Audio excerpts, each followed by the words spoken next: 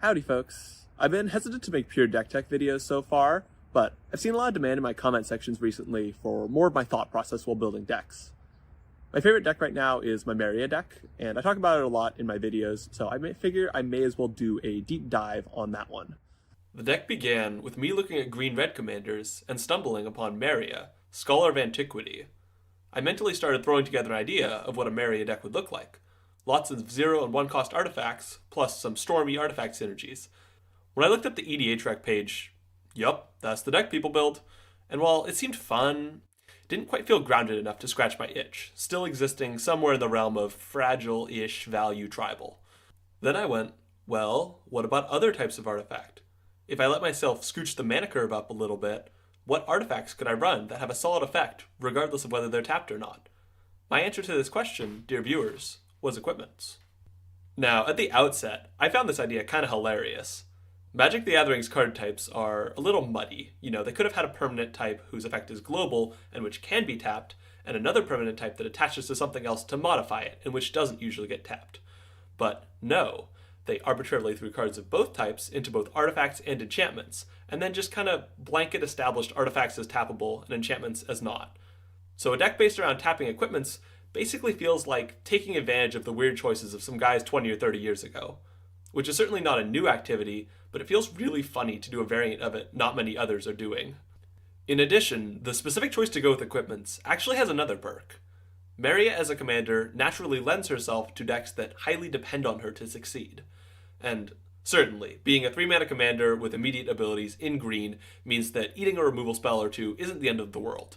But repeatedly coughing up that commander tax will still be a hindrance to winning quickly. You can run a bunch of instant speed protection spells, but those will be taking slots away from artifacts. With equipments, though, you can do both, so naturally, my deck building started out with 6 protection equipments. I also have traditionally preferred to build decks where I don't need to babysit the commander at all times, so going into this deck, where the commander is central, I decided to go all out on protection, adding 4 instant speed protection spells and 2 creature-based ones, for a total of 12 slots for protection.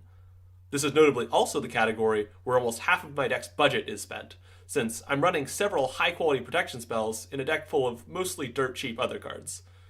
Spending 12 slots and $35 on the protection suite for a $70 budget deck may or may not be necessary, but you better believe that it keeps my commander alive.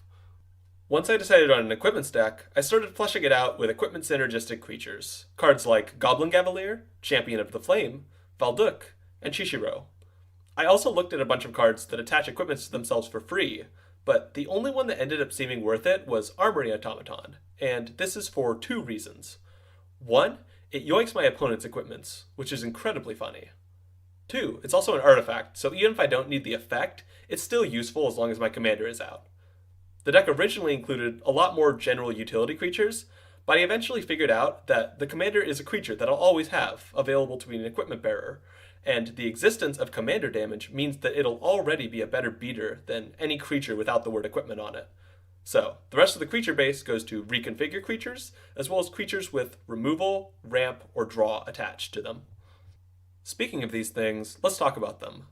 Starting with ramp, this deck is a good example of how stopping to think about what you're actually trying to accomplish with your ramp is a great step. I'm not trying to cast my commander on turn 2. It does nothing without artifacts in play. I also don't have many big cards to ramp to, and my commander gives me enough mana to get there even when I do have one. So what do I need ramp for? 2 things. 1, holding up interaction, and 2, replaying my commander and a bunch of equip costs if I do run into problems. Fortunately, both of these use cases are satisfied by a very particular type of card, and one that happens to be an equipment on top of all of it. Treasure generators, like Goldbane Pick. A difficulty for faster decks is having mana to hold up interaction, since if you have a 2-mana spell, for the purposes of mana efficiency, keeping it up at all times is effectively like getting 2 of your lands destroyed. This kinda sucks, and is solved beautifully by treasures, whose one-time use means that they're never wasted. The rest of the deck's ramp suite is filled out with some mana rocks, an Eidolon Jackal, a Solemn Simulacrum, and an Explorer's Scope.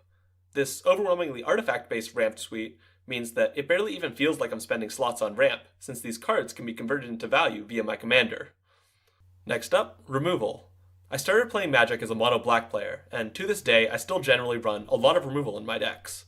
This trend continues here, First of all, I'm running 6 burn spells, and these are lovely for clearing out early blockers and dealing with mid-game threats for minimal mana investment. I'm also running a bunch of other spells you might expect for non-creature permanents, plus a couple spicy ones. Caustic Wasps is a great mana rock deleter, and it's also a creature with flying, just in case I'm striking out on drawing evasion. The other spicy one is Argentum Armor, which is quite mana intensive, but lets the deck go toe-to-toe with the deck starting to play high-cost threats. As far as draw goes, the deck isn't running a ton, since the commander generates so much value. It's running the classics of Rogue's Gloves and Mask of Memory, along with Hunter's Insight and Occam Adversary as generically good draw spells. It's also running Rada, Heart of Keld, who pairs fantastically with the commander's Exile ability, and honestly, if I change anything about this deck in the near future, it'll be adding more cards like this. Finally, let's get to the meat of the deck, the purely combat-oriented equipments. These can be divided into 2 groups, damage amplifiers and evasion. The damage amplifiers are pretty straightforward. They either give a large buff, or they double the damage the creature deals. The nice thing is that due to the power of the equipment synergy creatures and the commander damage potential of Meria, the deck often only needs one of these to be well within 2-shotting range, and if I can get a well-developed buffer plus a doubler, that's usually 1-shot territory if I can connect.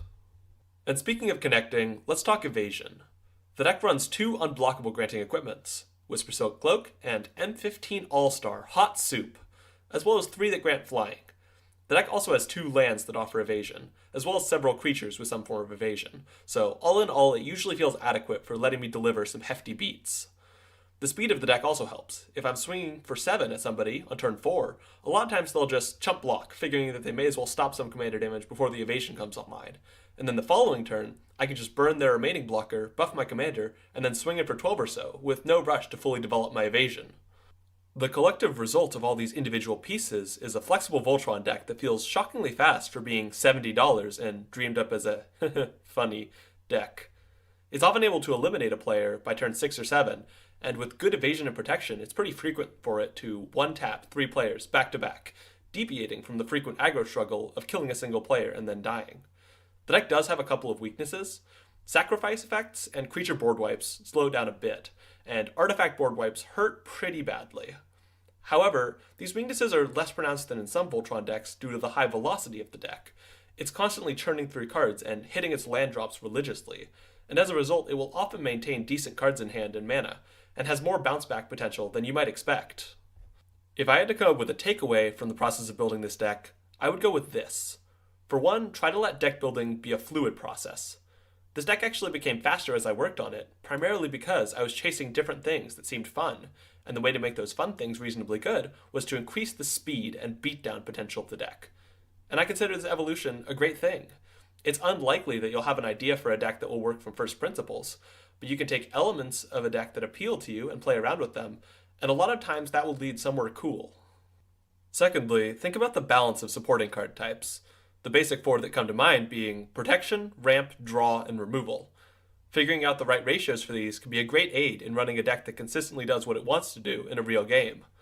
Tracking and thinking about these more will also have the side effect of encouraging running more flexible cards. In the case of my deck, that means running Artifact Hate that's also an evasive flyer, running ramp that's also an evasion equipment, and running a protection equipment that also buffs.